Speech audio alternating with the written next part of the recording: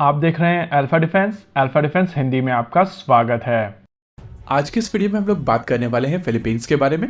देखिए, ये चीज हम सभी जानते हैं कि फिलीपींस को एक फाइटर जेट की आवश्यकता है और ये भी हम सभी समझते हैं कि आने वाले समय में यूएस की तरफ से अपने पुराने फाइटर जेट फिलीपींस को दे दिए जाएंगे।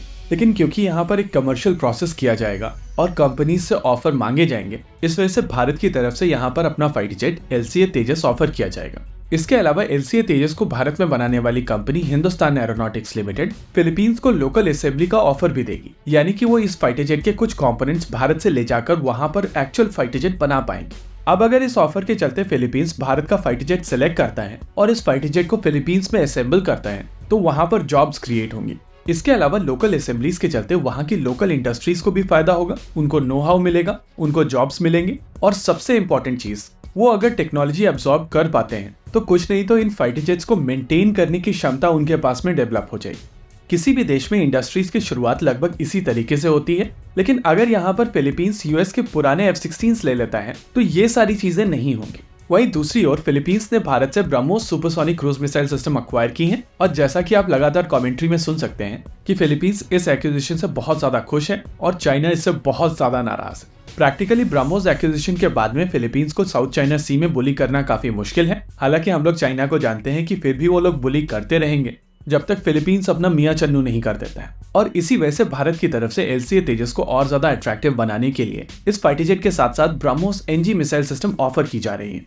ब्रह्मोस एनजी एक हल्की मिसाइल सिस्टम होगी जो एलसीए तेजस के ऊपर काफी आसानी से माउंट की जा सकेगी और एक तेजस एयरक्राफ्ट ऐसी 2 मिसाइल सिस्टम्स कैरी कर सकेगा। ब्रह्मोस एनजी लगभग 300 किलोमीटर तक की दूरी पर अपनी टारगेट को मारने में सक्षम होगी और ये supersonic cruise missile system baseline BrahMos missile system की ही तरह तेज होगी, जिसके चलते इसको इंटरसेप्ट करना बहुत ज्यादा मुश्किल होगा। प्रैक्टिकली पहले से मौजूद BrahMos supersonic cruise missile systems के साथ साथ जब ब्रह्मोस एनजी का कॉम्बिनेशन बनेगा तो फिलीपींस की नेवल स्ट्राइक रेंज काफी ज्यादा बढ़ जाएगी और ये डिटरेंस बहुत ही क्रेडिबल डिटरेंस होगा। वैसे यहाँ पर कुछ क्वेश्चंस और भी हैं जिनको एड्रेस करना जरूरी है। सबसे इंपॉर्टेंट चीज, एलसीए तेजस जिस इंजन से पार किया जाता है वो एक अमेरिकन इंजन GF404 इंजन के साथ में एक परेशानी रही है कि भारत की रिक्वायरमेंट के हिसाब से वो अपना प्रोडक्शन रेट बढ़ा नहीं पा रहे हैं। इसके अलावा ऑफिशियली उन लोगों की तरफ से कहा गया है कि जिस तरीके का ऑर्डर भारत की तरफ से दिया गया है उसको देखते हुए वो मैक्सिमम 20 इंजन पर ईयर के हिसाब से ही रोल आउट कर पाएंगे। ऐसे में अगर फिलीपींस से ऑर्डर निकल कर आता है और वो एडिशनल एलसीए तेजस मार्क 1 के साथ में कंसोलिडेट किया जाता है तो भारत यूएस के साथ में एक लोकल असेंबली का ऑप्शन भी एक्सप्लोर कर पाएगा और GF414 के साथ साथ अगर GF404 की भी लोकल असेंबली की जाती है तो काफी हद तक सप्लाई चेन इश्यूज को वहां पर एड्रेस किया जा सकेगा, प्रोडक्शन रेट भी बढ़ाया जा सकेगा और इन सभी रिक्वायरमेंट को केटर किया जा सकेगा। लेकिन यहाँ पर सबसे इंपॉर्टेंट चीज है, किया जा सकेगा। जी हाँ, जब तक एक फर्म ऑर्डर नहीं आता है तब तक ये सब चीजें केवल हाइपोथेटिकल है।